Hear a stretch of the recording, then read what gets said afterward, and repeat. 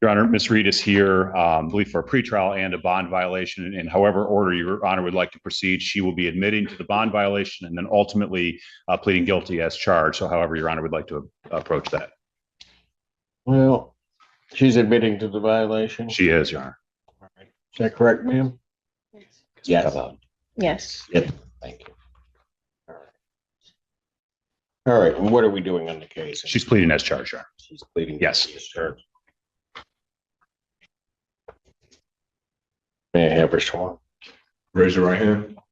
You solemnly swear to affirm the testimony you're about to give will be the truth, the whole truth, and nothing but the truth, so help you God. Yes. State your name. Tamara Reed. All right. Ms. Reed, it is this court's understanding that you are going to be pleading guilty to the charge of operating while intoxicated. Is that correct? Yes. That is a misdemeanor punishable by up to 93 days in jail, $500 fine plus court costs. Understand that? Miss Reed pleads guilty to OWI and violating her bond. The judge wastes no time explaining the serious consequences: jail, fines, and losing civil rights. She accepts full responsibility, but this case is just getting started. The court could also order any community service or rehabilitative services the court deems necessary. The court could order your vehicle immobilized, could order you to pay the costs of the prosecution as well as the cost of any emergency governmental services. You understand that? Yes? Yes. All right. Still wish to plead guilty? Yes. And to that charge, how do you plead? Guilty. Now, you understand that by pleading guilty, you will not have a trial of any kind. Yes. You signed an advice of rights form? She didn't, Your Honor, because she's in custody. I could have her do that now, or we could do that verbally, however you prefer. Okay. You recall signing an advice of rights form, ma'am? Yes. Any questions regarding any of those rights? No. You'll see on the podium, I need you to look at paragraph 5. Those are your rights which are part of a trial. You understand that by pleading guilty, you'll be giving up those rights as well as all the rights on that file. Yes. You understand you're giving up your right to appeal of right. Yes. Are you on probation or parole? No. Has anybody promised you anything other than what's been stated here today to get you to plead? No. Anybody threaten you or coerce you? No. You're doing this voluntarily Yes. of your own free will Yes. and because you believe that you are indeed guilty of this offense? Yes. November 27, 2024, location of Carpenter near Chester Drive in Pittsfield Township, Washtenaw County, State of Michigan. Were you operating a motor vehicle? Yes. All right. Prior to operating that motor vehicle, did you consume intoxicating? Yes. What did you have and how much? I had a couple of seltzers. Seltzers? All right. Were you stopped by the police or was there an accident? I was stopped by the police. Why'd they stop you? My lights were off. All right. Were you ultimately arrested? Yes. Were you taken to the station? Yes.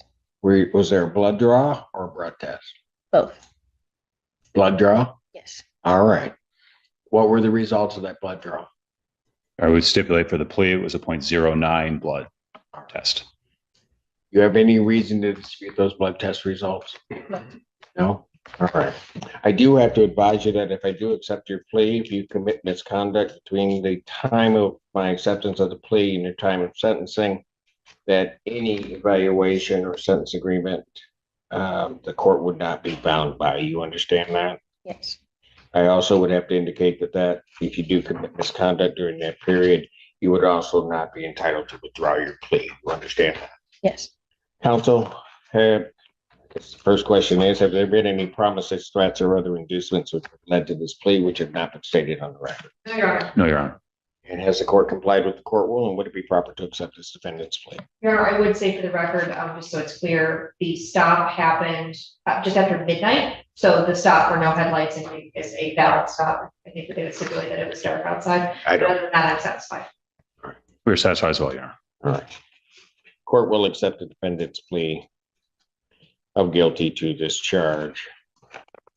Defendant is referred to Von Swartz for an alcohol screening and assessment and the victim's impact panel. Sentencing in this matter will be July 9th, 2025. At what time? 9 a.m. All right. Either as to bond, but as to the violation. The violation first, Your Honor, my client would waive her right to a hearing and be prepared to admit to drinking and ready to do that this morning. All right. And that is correct, ma'am? Yes. You're waiving your right to a hearing? Yes. And you do admit, have you seen the violation report, ma'am? No. Okay, your counsel went through it with you, however. Yes. All right. And that there were on June 13th, 2025, that you were drinking. Yes. Very good. Court will accept that admission. As the judge probes deeper, Miss Reed opens up. She started drinking after her father passed away when she was 18. That grief spiraled into something darker. She tried college, but withdrew. She's in therapy, but not connecting. How long have you been in? She turned herself in yesterday morning. Is that what time yesterday? 8 a.m. 8 a.m. yesterday morning. All right. How old are you, young man? 20, How old are you? 21. Where were you drinking? Um,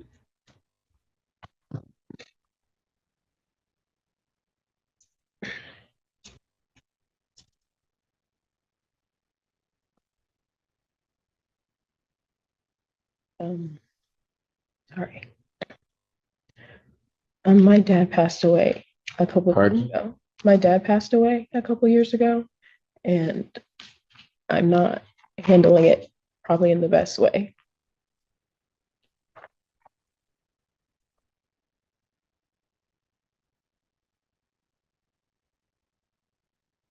So you were 19, 18.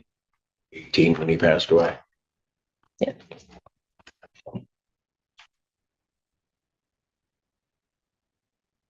Let me ask you this, was that where your drinking started or? Yes. And let me ask you this, I'm not gonna hold it against you, were you drinking a lot? Yes. Looking back on it, when you were drinking a lot, what do you think would happen for you?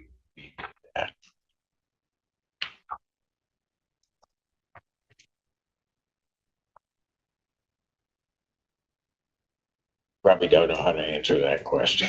I mean, Yeah. that's a tough question, isn't it? Suffice it to say, young lady,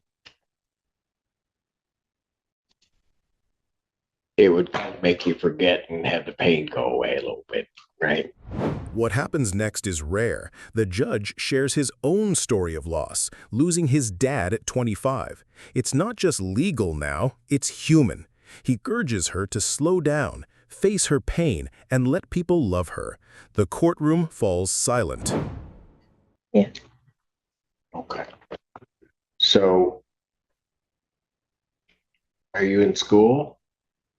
Yes. I'm Pardon? supposed to go back next semester. Did you finish up this semester? No. What happened? Um, I stopped attending my classes, so I had to withdraw. Where were you in school?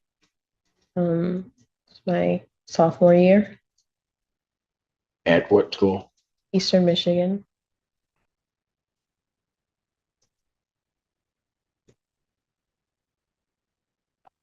So when your dad passed away, had you already enrolled in school? Yes. And you made it through how many semesters after that? 2, and then I took a gap year, and then I went back. Those 2 semesters that you took, how were your grades? They were pretty good. I think I had a 3.2, 3.5. Okay. You took the gap year, then you came back. How were your grades?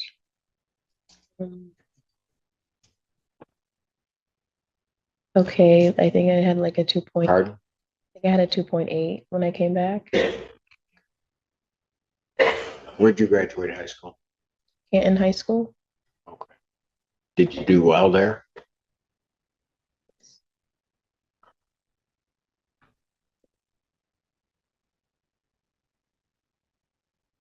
You got siblings? I have a twin brother. You have a twin brother. Yeah. Okay. What? It's with mom in the corner of the courtroom. Mom's on? Oh, okay, all right. So what do you think I should do with you?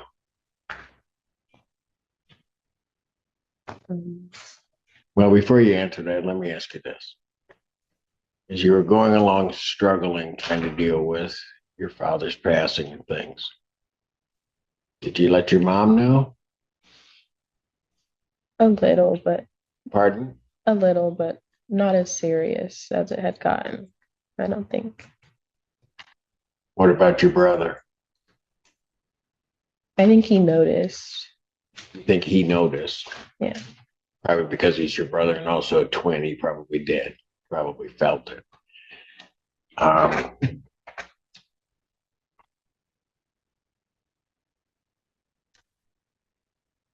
Did you reach out to anybody? I've been seeing a therapist weekly. You were? Yes. Okay, so how long have you been doing that? I was seeing one I've been seeing her for like 7 years, and then I've been seeing one who specializes in grief for the last 3 months, I think. Okay, so something that you started heading in that direction, dealing with her. Okay. How's that working for you? It's going okay. I think I've been thinking about seeing someone else. Pardon? I've been thinking about seeing someone else. I don't know if it's a good fit. Okay, so your therapist might not be fitting with you, right? Okay. All right. Now I'll get back to what do you think I ought to do with you?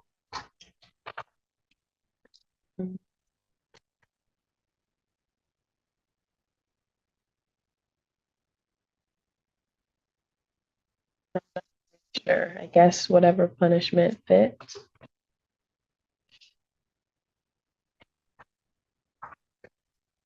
Give you a chance to prove you can stay sober. Yeah. A chance to prove I could stay sober, I think. You think you can? Yes.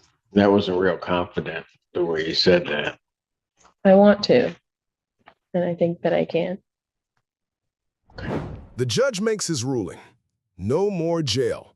He credits her time served and orders a scram alcohol monitor. But more importantly, he gives her direction. Go back to school in the fall. He believes she can turn it around. Young lady, why do you think I asked you all of those questions?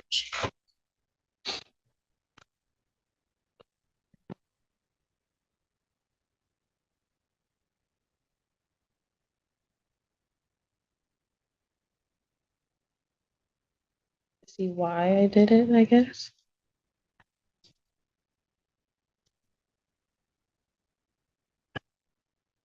Yeah, maybe.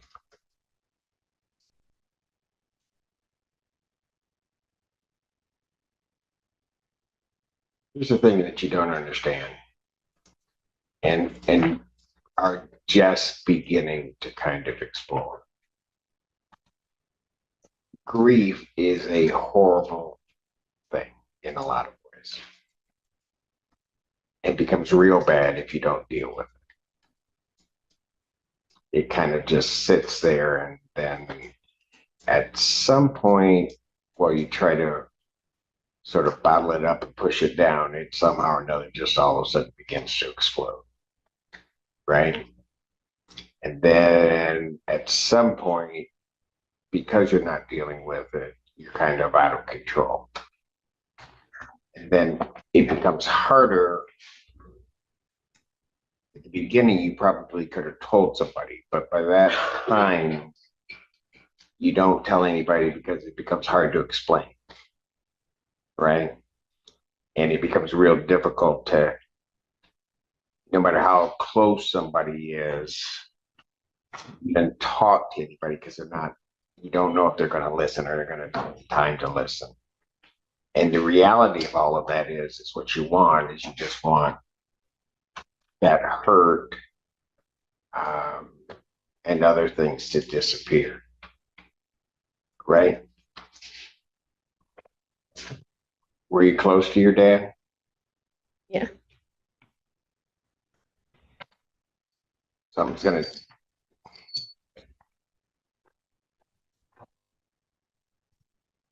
I'm gonna guess, but I know I'm right because I'm always right.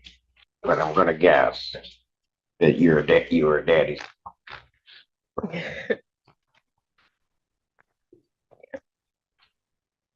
All right.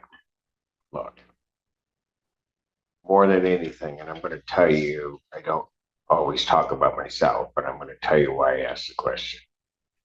Here I sit all these years later. I lost my dad when I was 16. So when I'm asking you those questions about grief, I get it. Okay. I'm going to let you know that if you find a way to kind of deal with it, you're going to make it through it. Okay. I didn't know your dad, but I can almost bet that he'd want you to make it through. He wouldn't want you trying to do this, trying to deal with all of this on your own. Okay. So in the interim, how am I gonna keep you sober?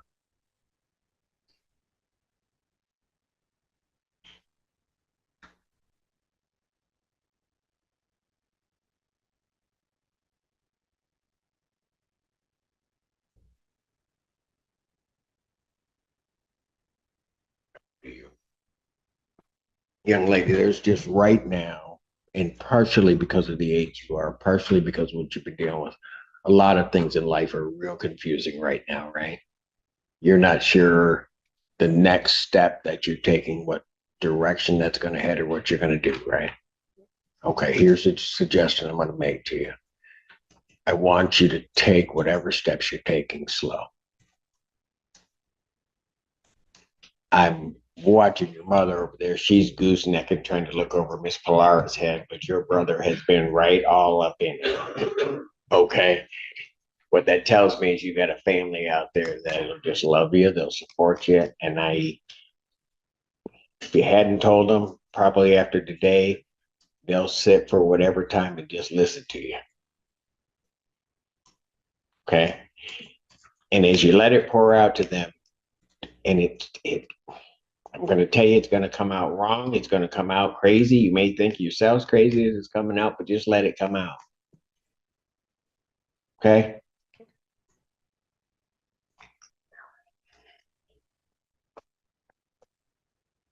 Here's what I'm going to do. I indicated defendant is admitted to violation. I don't think it does any good to keep you incarcerated at all. All right. So I'm going to sentence you on that violation to 2 days in jail, credit 2 days use. I'm going to let you go. I am going to, however, order that you report over to the Department of Community Corrections. We're going to put a scram tether on you. Okay? You got that? Yes. All right. You are going back to school in the fall. That might have sounded like a question. It wasn't. Okay. And that you can take that as an order. You're going to go back. You're going to just sort of walk that journey through life and do that. Okay. You hear me? Yes. And I'll sign that scram order and we'll get you over there. All right, young lady. Thank you. Thank you, Your Honor. Well, you're welcome.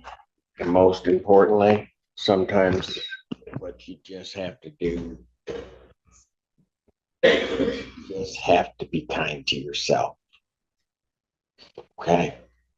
Okay. Got it? Yes. Thank you. All right. Take care. Thank you, Your Honor. Thank you. Your Honor. You.